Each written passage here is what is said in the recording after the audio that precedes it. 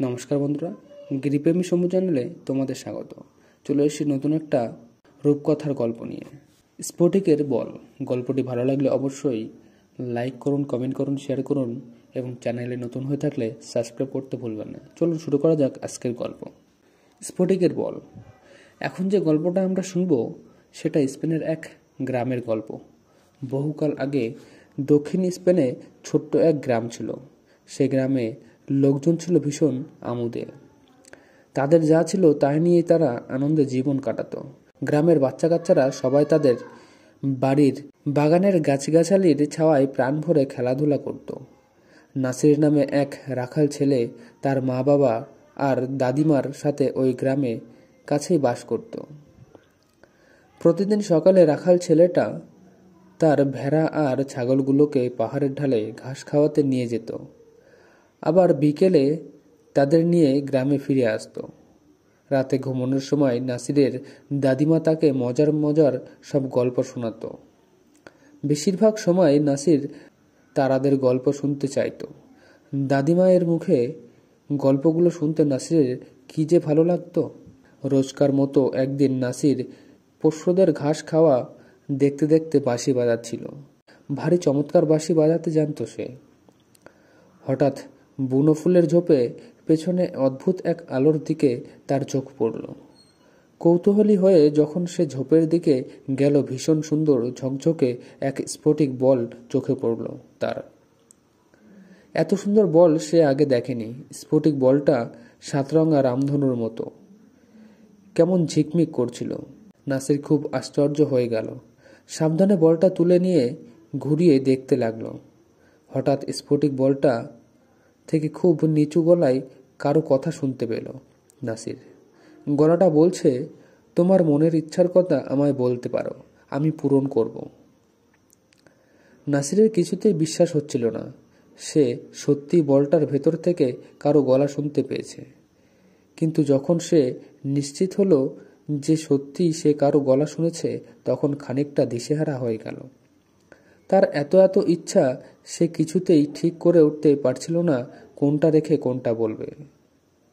তখন সে নিজেকে শুনিয়ে বলল, আগামীকাল পর্যন্ত যদি অপেক্ষা করি তাহলে হয়তো আরও অনেক কিছুই মনে পড়বে। তখনই ঠিক করা যাবে কোনটা চাইলে ভালো হবে। এই ভেবে নিয়ে বলটা সে তার ঝোলায় পুরে পোষ্যদের নিয়ে খুশি মনে বাড়ি ফিরল। পথে মনে মনে ঠিক করলো বলটা সম্পর্কে যে কাউকে কিছুই বলা যাবে না। পরদিনও নাসির ঠিক করে উঠতে পারল না তার কি চাওয়া থাকতে পারে, কারণ তার তো সবই আছে। আগের মতোই দিন গড়িয়ে যেতে থাকলো, কিন্তু নাসির তখনও সিদ্ধান্তে পৌঁছাতে পারল না। সে চিন্তায় তাই বলে নাসির মোটেও মনমরা হয়ে থাকতো না, বরং দিন দিন সে যেন পাল্লা দিয়ে ফুর্তিবাজ হয়ে উঠেছিল। গ্রামের লোকজন নাসিরের এমন পরিবর্তন খুব অবাক হয়ে গেল। এই ছেলের এত কিসের ফুর্তি? কারো মাথায় ঢুকল না। কি কারণে নাসির এত আনন্দে থাকে সেটা দেখবার জন্য একদিন ওই গ্রামের এক দুষ্টু ছেলে নাসির আর তার পোষ্যদের পিছু পিছু গিয়ে গাছের আড়ালে লুকিয়ে রইল। ভেড়া আর ছাগলগুলোকে মাঠে ছেড়ে দিয়ে এক কোণে বসে বলটা বের করে তার দিকে নাসির খানিকক্ষণ তাকিয়ে থাকল। গাছের আড়ালে থেকে ছেলেটা চুপচাপ সব দেখল। সে তককে তককে থাকল কখন ক্লান্ত হয়ে নাসির ঘুমিয়ে পড়বে। কিছুক্ষণ পর সত্যি সত্যি নাসির ঘুমে ঢলে পড়ল। সেই সুযোগে ছেলেটা স্ফটিক বলটা বগল দাবা করে পালিয়ে গেল। স্ফটিক বলটা নিয়ে গ্রামে পৌঁছে ছেলেটা দারুণ এক জিনিস দেখাবে বলে গ্রামের সবাইকে ডাকলো। চমৎকার রংচঙে বলটা দেখে তো সবাই অবাক। তারা বলটা হাতে নিয়ে ঘুরিয়ে ফিরিয়ে দেখতে লাগলো। হঠাৎ স্ফটিক বলটা থেকে একটা নরম সরম গলা শুনতে পাওয়া গেল। ওটা থেকে কেউ বলছে, আমি তোমার ইচ্ছা পূরণ করতে পারি। এক গ্রামবাসী বলটা নিজের হাতে নিয়ে চেঁচিয়ে বলল, আমার এক থলে ভর্তি সোনাদানা চাই। আরেকজন বলটা নিয়ে প্রথম জনের চেয়ে আরেক পর্দা গলা তুলে চেঁচালো, আমার বাক্স ভর্তি গহনা চাই। কেউ কেউ তাদের পুরনো বাড়ির বদলে বিশাল সোনার দরজাওয়ালা নতুন বাড়ি চাইল। অনেকেই আবার কয়েক থলে ভর্তি গহনাগাটি চাইল। গ্রামবাসী সবাই সব ইচ্ছা পূরণ হলো, কিন্তু তবুও গোটা গ্রামে কেউ নিজেকে সুখী ভেবে তৃপ্তি পাচ্ছিল না, কারণ তারা একে অন্যকে হিংসা করা শুরু করলো। যার বাড়ি আছে সে হিংসা করতে শুরু করলো যার থলে ভর্তি সোনা রয়েছে তাকে, আবার যার সোনা আছে সে হিংসা করা শুরু করলো যার নিজের বিশাল বাড়ি আছে তাকে। আর এসব কারণেই গ্রামবাসীরা একে অন্যের উপর রেগেমেগে কথা বলাই বন্ধ করে দিল। গ্রামের খেলার যেসব মাঠ ছিল বাচ্চাগুলো খেলাধুলা করত, সেগুলো আর আগের মতো ছিল না। সব জায়গা জুড়ে বিশাল বিশাল সব বাড়ি আর সোনাদানায় ভরে গেছে। বাচ্চাদের খেলাধুলার জন্য কোনো জায়গা অবশিষ্ট ছিল না। গ্রামের বাচ্চাগুলো ভীষণ মনমরা হয়ে উঠল। শুধুমাত্র নাসির আর তার পরিবারের সবাই আনন্দে আর তৃপ্তির সাথে দিন কাটাচ্ছিল। নাসির আগের মতোই সকালে বিকেলে খুশি মনে বাঁশি বাজায়। একদিন গ্রামের বাচ্চাগুলো স্ফটিক বলটা নিয়ে নাসিরের কাছে গেল। তারা নাসিরকে বলল, আমাদের ছোট্ট গ্রামটা আগে কত সুখী আর স্ফূর্তিতে ভরপুর ছিল।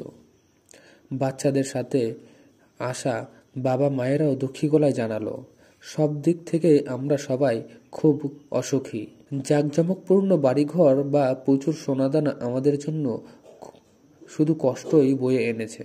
নাসির যখন বুঝলো গ্রামের লোকগুলো সত্যিই অনুতপ্ত, তখন সে বলল, যদিও স্ফটিক বলটা আমার, কি চাই সেটা জানতে চেয়েছিল, কিন্তু চাইবার মতো কিছু না থাকায় সেটা আমার বলা হয়ে ওঠেনি। এখন তোমরা যদি সব কিছুই বিনিময়ে আগের অবস্থায় ফিরে যেতে রাজি থাকো, তবে আমি স্ফটিক বলের কাছে এটাকেই আমার ইচ্ছা হিসাবে জানাতে পারি। গ্রামবাসী আনন্দের সাথে নাসিরের কথা রাজি হলো। নাসির তখন স্ফটিক বলটা হাতে নিয়ে ঘুরিয়ে বলল, এই গ্রাম আগে যেমন ছিল ঠিক তেমনভাবেই ফিরিয়ে দেওয়া হোক। মুহূর্তের মধ্যে বিশাল সব বাড়িঘর সোনাদানা উবে গিয়ে তার জায়গায় সবুজ মাঠ দেখা দিল। আগের সেই পুরনো চেহারার সবুজ গাছগাছালিতে ভরা গ্রামটি ফিরে এলো। আবারও গ্রামের মানুষজনের মন হাসি খুশিতে ভরে উঠল। বাচ্চারা সবুজ মাঠে গাছের ছাওয়ায় প্রাণ ভরে খেলার আনন্দে মাতল। নাসির আগের মতোই বাঁশি বাজিয়ে তার আনন্দ ভরা জীবন কাটাতে লাগল। সূর্য অস্তের সময় তার বাজানো বাঁশির মধুর সুর গোটা গ্রাম ছড়িয়ে পড়ত। সে সুরে গ্রামের সবাই মন ভরে উঠত। তাহলে ভেবে দেখো, নাসির আর তার গ্রামবাসীদের গল্প থেকে আমরা এটাই শিখলাম যে আমাদের যা আছে তাই নিয়েই খুশি থাকা উচিত, লোভী হওয়া একদম ঠিক নয়। তো বন্ধুরা, এই ছিল ভিডিওটি। ভালো লাগলে অবশ্যই লাইক করুন, কমেন্ট করুন, শেয়ার করুন এবং এই ধরনের নিত্য নতুন ভিডিও দেখার জন্য চ্যানেলটিকে অবশ্যই সাবস্ক্রাইব করতে ভুলবেন না। ধন্যবাদ।